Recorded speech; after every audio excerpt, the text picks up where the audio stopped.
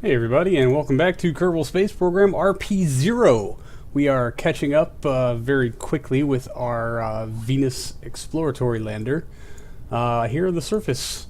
After its successful landing, we have finally been able to establish contact as Earth has moved into a better position to get an angle with the spacecraft. So we're going to go ahead and tell this thing to finish its boot up sequence by extending its the rest of its solar panels, and to radio in the data it collected on its way back through the atmosphere.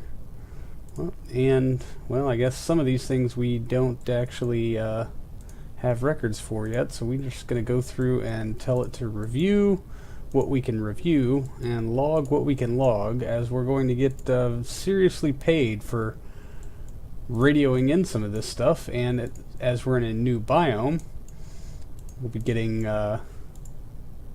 lots of new science for this stuff, although it is going to take upwards of 622 seconds. I hope I clicked that only once.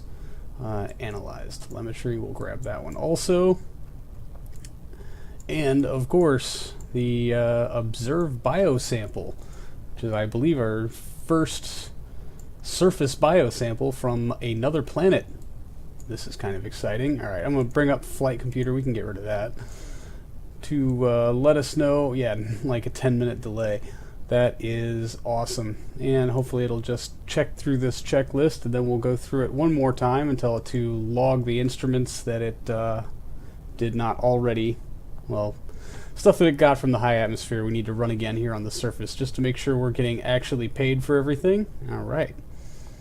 So just a couple more seconds while we wait for the rest of the signals to get there. Still showing a bit of a loss on our electric charge as net total. Not surprising, considering the super thick cloud cover that everything has to contend with. Alright, flight computer, you can go away now. 100 science! Oh wow. Alright, well, we should probably just let some of these happen, because I don't want to click on a bunch of other things. Wow. We are getting so paid today. Oh well. Micrometeorite detector from Venus' surface netted nothing. Temperature scans from the upper atmosphere over Venus' highlands will net us 42 science.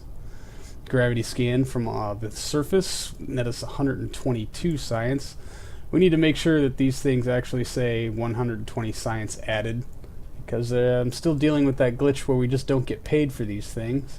Telemetry will net us another... oh wait.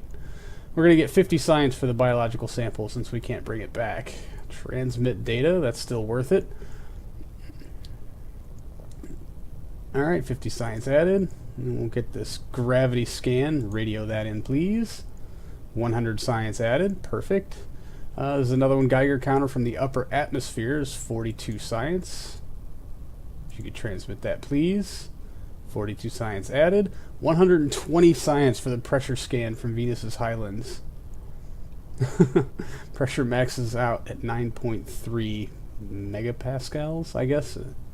Somebody wants to let me know what that abbreviation actually means. I'm assuming pascals. No, that can't be right. It's a measure of pressure. Oh well. Somebody who knows way more than me can let me know what this measurement's units are. That would be excellent, thank you. But 120 science, micrometeorite, we can reset that one. Telemetry analysis will give us another 90. Oh, I didn't check to see if that one said science added. I really, really, really hope it did. Did we get our hydrogen data? I don't know if we did. Alright, so I'm just going to go through. I have an action group for this specific purpose.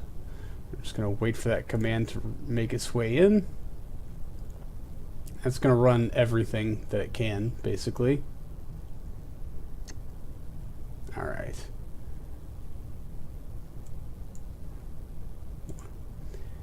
Yeah, surface hydrogen. We did get that. Okay, good.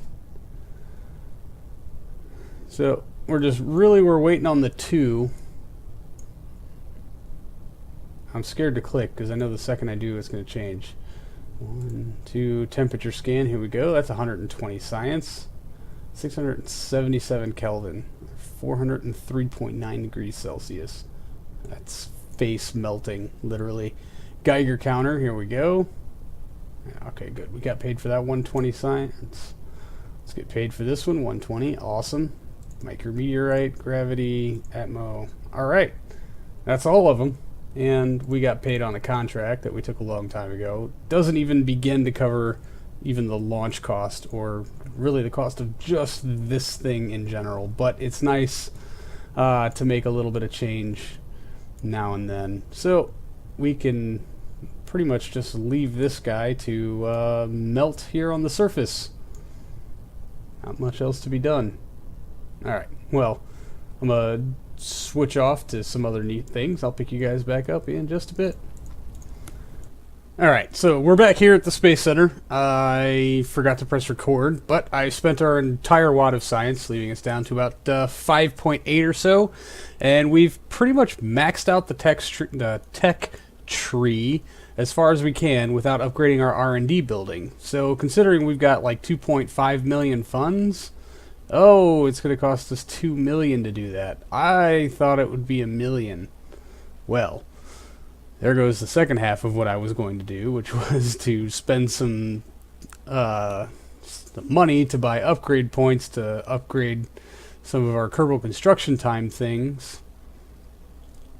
But yeah, well, I guess we kind of have to, even though, well, actually we don't, and here's why.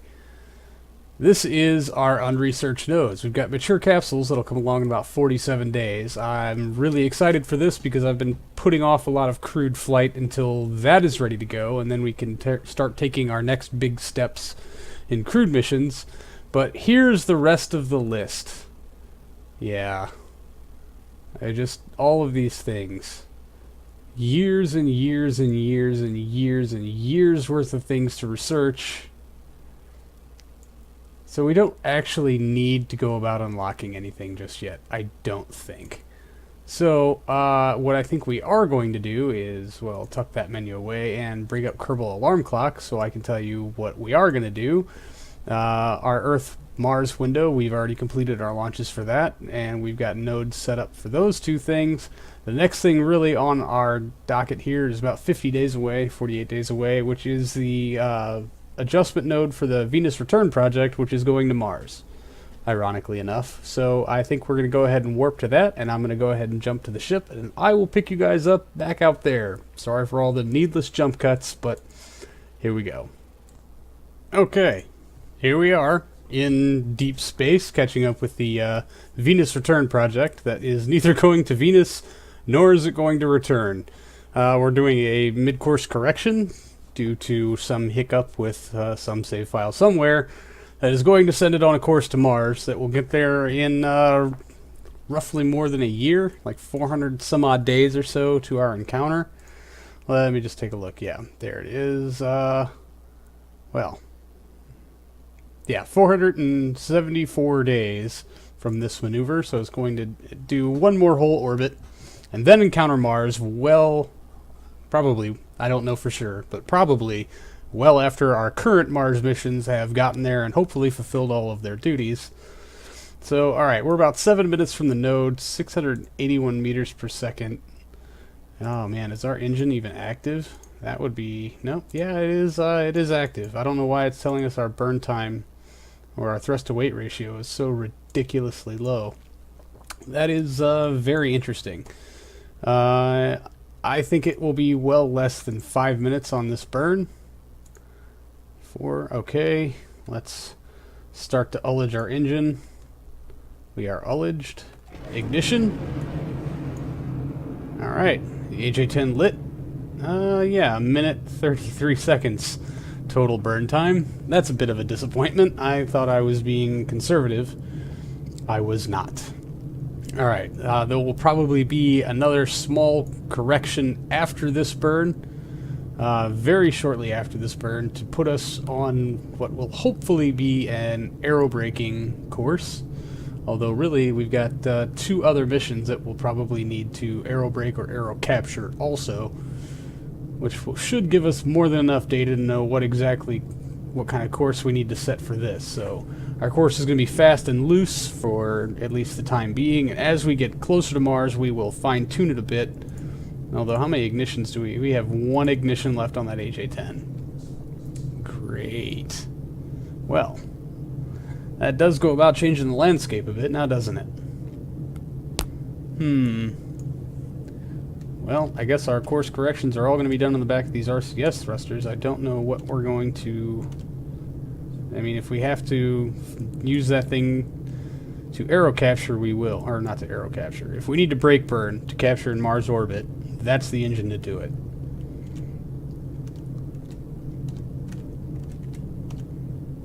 Alright, and...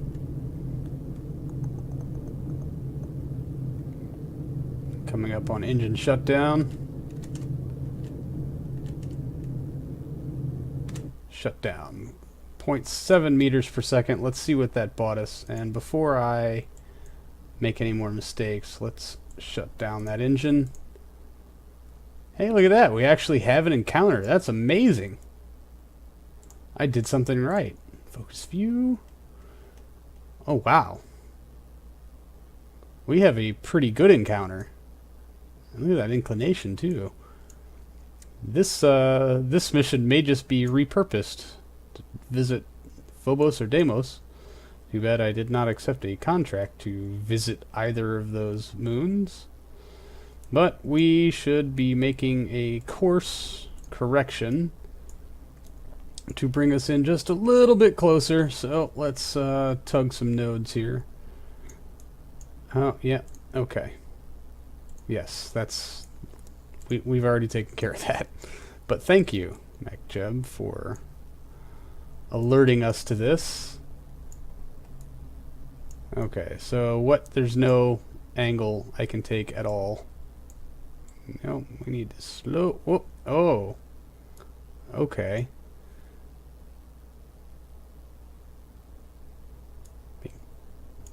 So just a little bit speeding up. That does throw our inclination a bit out of whack, but that's not bad. And I'm, yeah, 0.8 meters per second in 3 days' time. I don't even know how low we should be going to do this.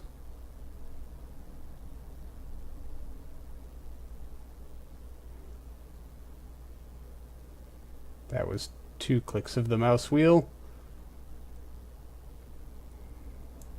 Alright, well, looks like 690 or bust. We can easily adjust that in later.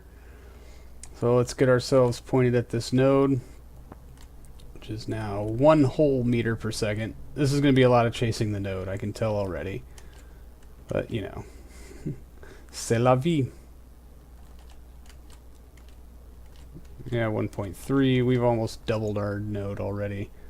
We got 3 days to burn through. And Kerbal alarm clock. What? What do you want? Oh no, that was me shutting down the engine, wasn't it?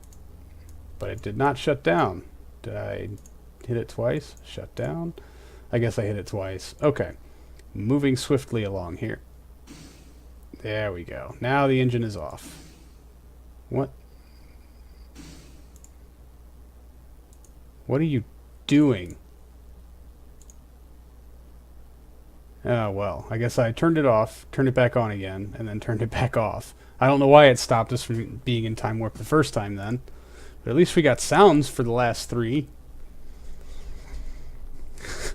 Which just goes to show, based on our Venus landing gear experiment and now this engine shutdown, you should do everything in odd numbers just to make sure. 1 is never good enough, 2 to make sure, 3 to verify you actually got it right. That is terrible advice. Never, ever follow it. Now, while I'm thinking about it, we might as well go ahead and land today's beauty shot. That's probably a little better. God, this is a sin ugly space. Oh, of course. I'm now 4 hours past the node. Well, it's a...